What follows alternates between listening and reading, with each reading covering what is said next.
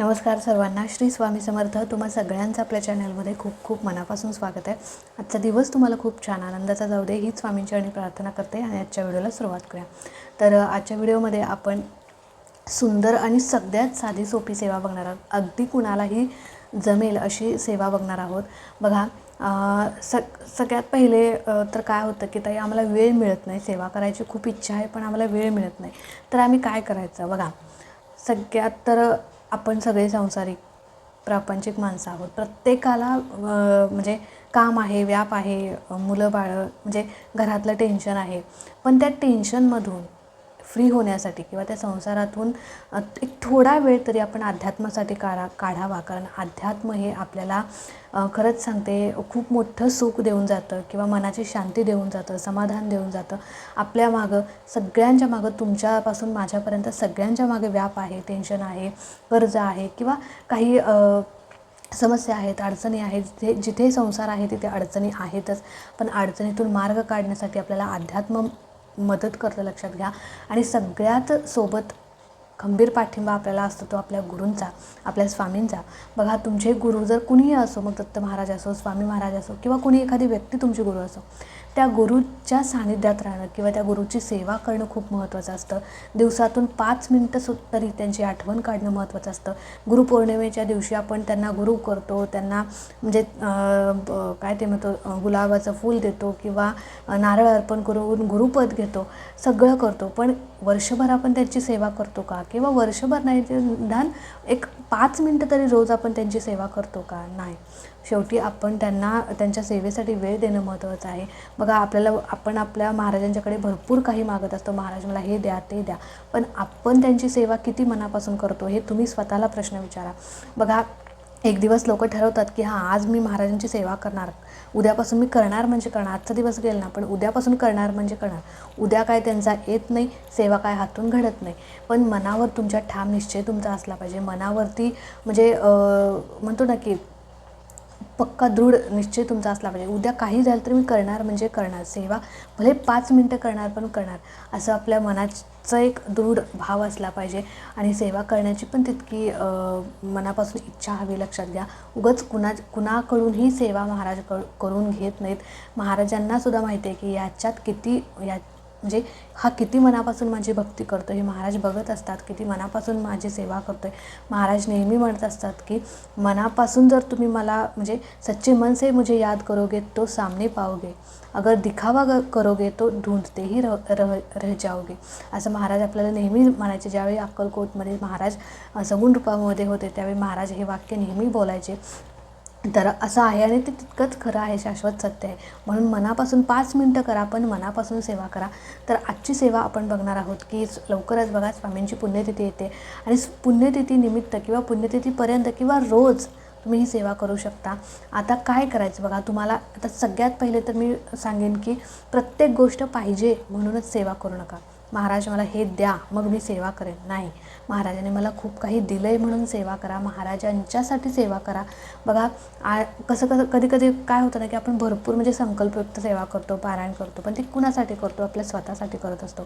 स्वतःचं एखादी इच्छा पूर्ण होण्यासाठी, नोकरी मिळण्यासाठी, लग्न होण्यासाठी, मुलबाळ होण्यासाठी, घरातल्या अडचणी, आजारपणावर मात करण्यासाठी, भरपूर कारणं म्हणजे भरपूर समस्या आपल्याला असतात. त्या समस्येतून दूर होण्यासाठी आपण सेवा करतो आणि ती सेवा महाराजांच्यापर्यंत पोचते. महाराज आपल्याला त्या समस्येतून बाहेरही काढतात. पण आपलंही काम आहे की आपण महाराजांसाठी एखादी सेवा करावी. बघा, महाराजांच्यासाठी सेवा करायची आपण कोणीही नाही आहोत. महाराज ब्रह्मांडाचे नायक आहेत. पण आपल्या गुरूंसाठीही आपण काहीतरी करावं. म्हणून एक दिवस महाराजांच्यासाठी सेवा करा, काही दिवस महाराजांच्यासाठी सेवा करा. ते काही दिवस इतके तुम्हाला पुरून उरतील की म्हणजे आयुष्यभर ते पुरून उरतील. आयुष्यभर तुमची ओंजळ कमी पडेल इतकं महाराज तुम्हाला देतील, यात काही शंका नाही. तर आता कुठली सेवा करायची? तर बघा, तुम्हाला जर गुरुपौर्णिमा म्हटलं, पुण्यतिथी निमित्त गुरुचरित्र पारायण करणं शक्य नसेल किंवा कुठलीच सेवा शक्य नसेल तर तुम्ही, आणि तुमच्या घरात जर महाराजांच्या अधिष्ठान असेल किंवा मूर्ती असेल किंवा फोटो असेल तर काय करायचं? तर मी या आधीही ही सेवा केली आहे किंवा तुमच्यासोबत शेअर केली आहे. मी स्वतःही सेवा केलेली आहे. अनुभव इतके छान छान या सेवेने येतात की प्रचिती येते. काही ना काही घरात चमत्कारिक बदल घडतात. तुम्ही ज्याच्यासाठी सेवा केली त्या व्यक्तीत चमत्कारिक बदल घडवून येतात किंवा इतकी ताकद या सेवेमध्ये आहे की तुम्ही काही विचारू नका. तर 5 मिनटं तुम्हाला ही सेवा करायची आहे. बघा काय करायचं, भले गुरुचरित्र पारायण नाही ना जमत, ठीक आहे, तुम्हाला स्वामीचरित्र पारायण जमत नाही, ठीक आहे, पण आजपासून ज्या दिवशी आता पुण्यतिथी कधी आहे, तर पुण्यतिथी आहे 15 तारखेला, ठीक आहे. मग 9 एप्रिल ते 15 एप्रिल आपण सगळ्यांनी सप्ताह चालू होतो, पारायण करणारच आहोत. आणि कोण कोण पारायण करणार आहे, कोण कोण कुठली सेवा करणार आहे ते मला नक्की कमेंटमध्ये सांगा. तर गुरुचरित्र पारायण कसं करायचं ही डिटेल व्हिडिओ आहे, तोही बघा. तुम्ही पारायण नक्की करा, आयुष्यात येऊन एकदा तरी गुरुचरित्र पारायण करा, कळालं. आता आजपासून उद्यापासून ज्या दिवशी तुमच्यासमोर हा व्हिडिओ त्या दिवशीपासून ही सेवा चालू करा. तर कुठली सेवा करायची बघा. म्हणजे तुमच्या घरात जर महाराजांचं अधिष्ठान असेल, म्हणजे मूर्ती फोटो असेल, तर कशी सेवा करायची. फक्त काही 4 स्तोत्र आहेत, ते स्तोत्र म्हणून आपल्याला ही सेवा करायची, कळालं. आता सगळ्यात पहिले मूर्ती जर तुमच्याकडे असेल, आता ही सेवा तुम्ही एखाद्या व्यक्तीसाठी, बाधित व्यक्तीसाठी करू शकता, व्यसनाधीन व्यक्तीसाठी करू शकता. तुम्हाला स्वतःला काही हवं आहे महाराजांच्याकडून, नोकरी पाहिजे, म्हणजे मनासारखी नोकरी हवी आहे, किंवा एखादी इच्छा पूर्ण होण्यासाठी तुम्ही सेवा करू शकता. कुठल्याही म्हणजे व्हॉट एव्हर इट, कुठल्याही गोष्टीसाठी किंवा इच्छापूर्तीसाठी तुम्ही ही सेवा करू शकता. व्यसनातून मुक्त होण्यासाठी तुम्हाला वाटतं ना की माझा नवरा या व्यसनातून मुक्त व्हावा, तरीही तुम्ही ही सेवा करू शकता. तुमचा मुलगा हट्टीपणा करतोय, चिडचिडपणा करतोय, कुणाचंही ऐकत नाही आहे, त्याच्यासाठीही सेवा करू शकता, कळलं.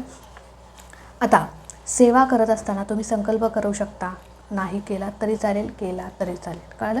शक्यतो संकल्प करून सेवा करा, कारण संकल्पयुक्त सेवेचं फळही आपल्याला लवकर मिळतं.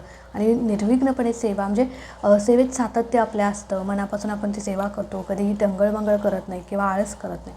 त्याच्यामुळे संकल्प करून सेवा केली तर अतिउत्तम, कळालं. तुम्हाला नाही संकल्प करायचा तर ठीक आहे, नाही करा, विना संकल्प देखील फक्त पुण्यतिथीपर्यंत देखील तुम्ही ही सेवा करू शकता, कळालं. आता सेवा कुठली करायची, सगळ्यात पहिले एक तुम्हाला छोटंसं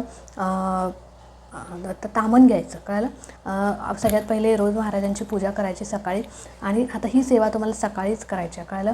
तर सकाळी सेवा करायची, त्याच्यानंतर एक पाट घ्यायचा, पाटावरती एक तामण घ्यायचं किंवा डिश ठेवायची, त्याच्यावरती महाराजांची मूर्ती ठेवायची म्हणजे डिशमध्ये, आणि अभिषेक पात्र ठेवायचं. अभिषेक पात्र, आता ही सेवा म्हणजे काय, तर ही सेवा म्हणजे आपल्याला रोज महाराजांचा अभिषेक करायचा आहे. आता अभिषेक करायचं म्हणजे तासभर बसावं लागतं किंवा भले मोठं मोठं काय काय वाचावं लागतं, अजिबात नाही. फक्त 4 स्तोत्र आहेत ते तुम्हाला वाचायचे. 4 स्तोत्र पण अगदी एका मिनिटाचे आहेत. 4 ते 5 मिनटात तुमची ही सेवा होते. किती? 4 ते 5 मिनटात. जास्त वेळ लागत नाही, फक्त 10 मिनटाची, मोजून 10 मिनटं, कळलं. 10 मिनटाची सेवा आयुष्य बदलून टाकेल. 10 मिनटाची सेवा तुमची इच्छापूर्ती होईल. 10 मिनटाच्या सेवेने तुमच्या घरात चमत्कारक बदल होतील. 10 मिनटाच्या सेवेने तुमच्या म्हणजे जी व्यक्ती व्यसनाच्या आहारी गेले ती व्यसनातून मुक्त होईल. मुलांचा हट्टीपणा कमी होईल. जे पाहिजे ते तुम्हाला मिळेल, जे मागाल ते तुम्हाला मिळेल, कळलं. फक्त या पुण्यतिथीपर्यंत तुम्ही करून बघा. तुम्ही रोज ही सेवा कराल, 100% या सेवेचा तुम्हाला अनुभव येईल. तर काय करायचं, मूर्ती तामणात घ्यायची, अभिषेक पात्र चालू करायचं, म्हणजे अभिषेक पात्र ठेवायचं, अभिषेक चालू करायचा. आता सगळ्यात पहिले तुम्हाला स्वामी स्तवन एकदा म्हणायचं आहे. पहिल्यांदा ज्या दिवशी तुम्ही सेवा करणार आहात त्या दिवशी स्वामी स्तवन म्हणायचं. स्वामी स्तवन कशात आहे, स्वामी स्तवन ह्या नित्यसेवेच्या ग्रंथामध्ये आहे, मी तुम्हाला दाखवते. तर नित्यसेवा स्तोत्र मंत्र ग्रंथ आहे, आपल्या केंद्रात मिळतो. तर हा आहे बघा नित्यसेवेचा नित्यसेवा स्तोत्र मंत्र ग्रंथ. या ग्रंथामध्ये पहिल्याच पेजवरती स्वामीस्तवन आहे. आपण कुठलीही संकल्पयुक्त सेवा करतो त्याच्या आधी पहिल्यांदा आपल्याला स्वामीस्तवन म्हणायचं असतं, आणि पहिल्याच दिवशी म्हणायचं, रोज रोज म्हणायची गरज नाही.